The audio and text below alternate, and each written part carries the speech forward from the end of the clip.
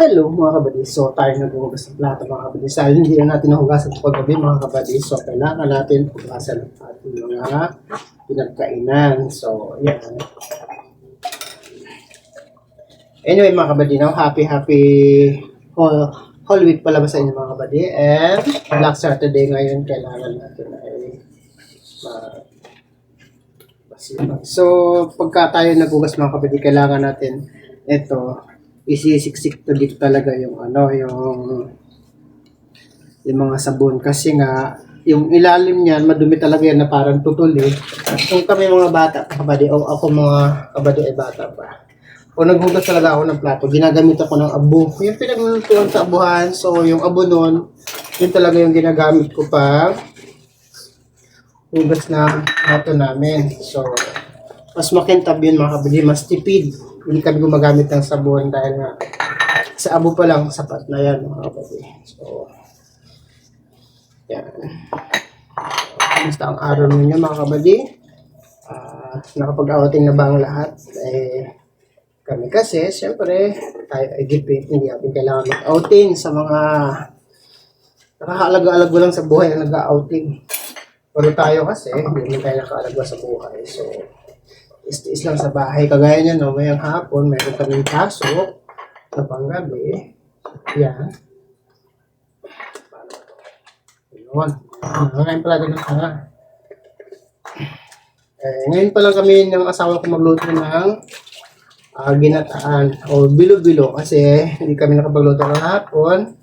Dahil ako ay naglalaba. So ngayon, akala nyo ba kahit Sabado ay Biyernes hindi ako nagkagawa. Naglalaba ako mga kabady.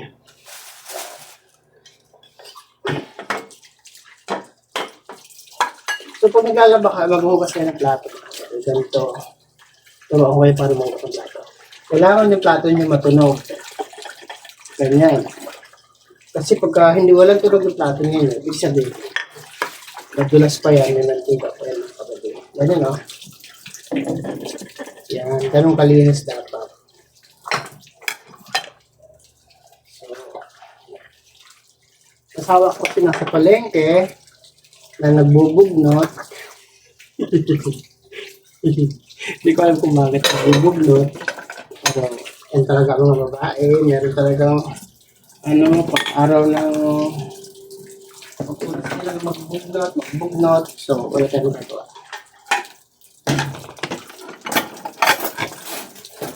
Tapos kutsara.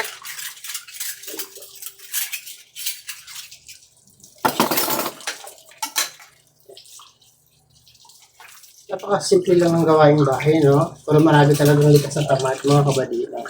So,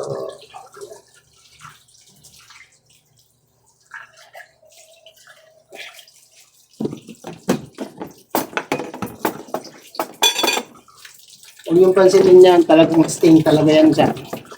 Madumi talaga yan. So,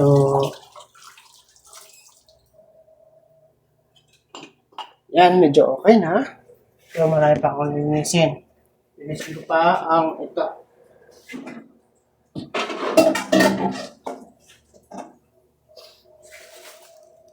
Kailangan malinis na rin ang kuwagi natin.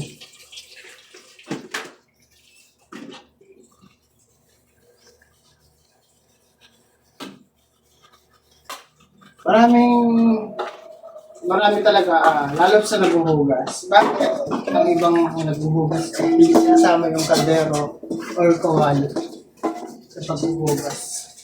Kaya ako kasi ayoko ng ganun. Gusto ko naghugas ng lahat. Tapos yung ating mga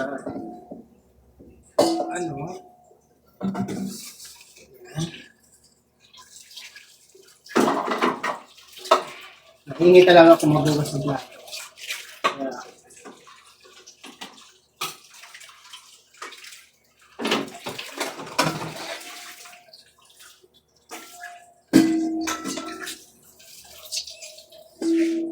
So, ito ba natin ilalagay? Basa natin yung ating lababo. Lababo natin ay ganito. Hindi lababo yung ganito. Pinapasos yan mga kabady kasi nga madumi. Kailangan natin kuskus yan. Ayan.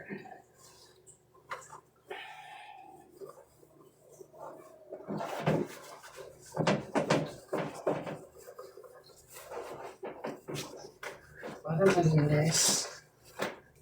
Pati burner nito. Yung burner, magkumi din. Sakit pa.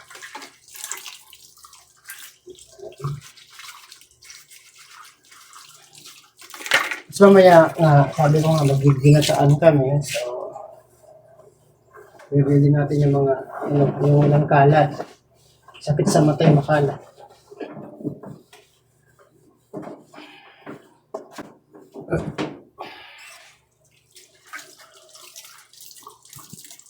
Nung ako'y bata pa, sabi nga nila, ano, bayot daw ako.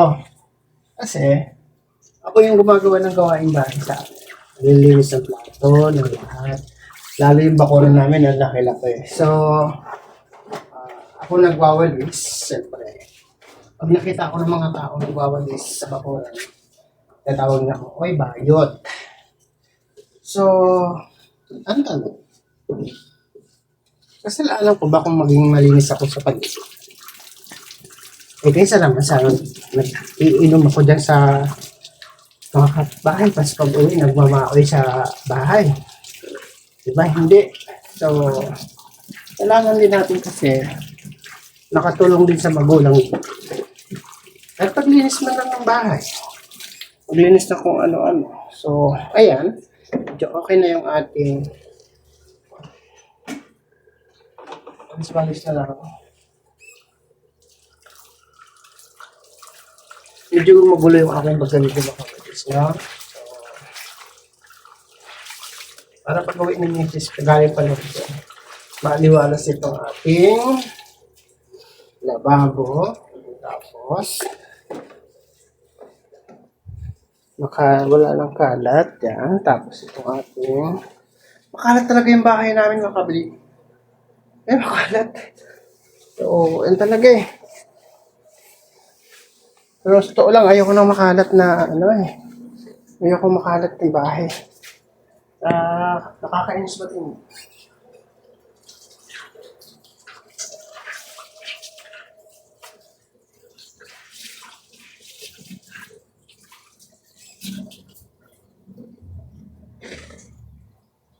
Okay mga kabalik. Ihi lang ako.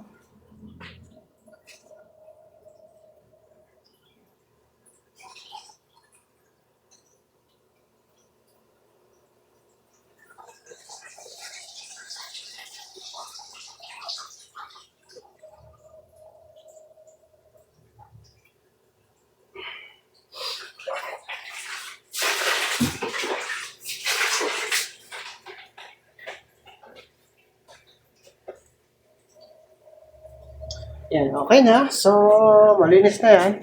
Mukha lang hindi, pero pwede na. So, dito tayo sa sala. Tayo ay maupo-upo. Okay mga kabady, thank you so much for watching.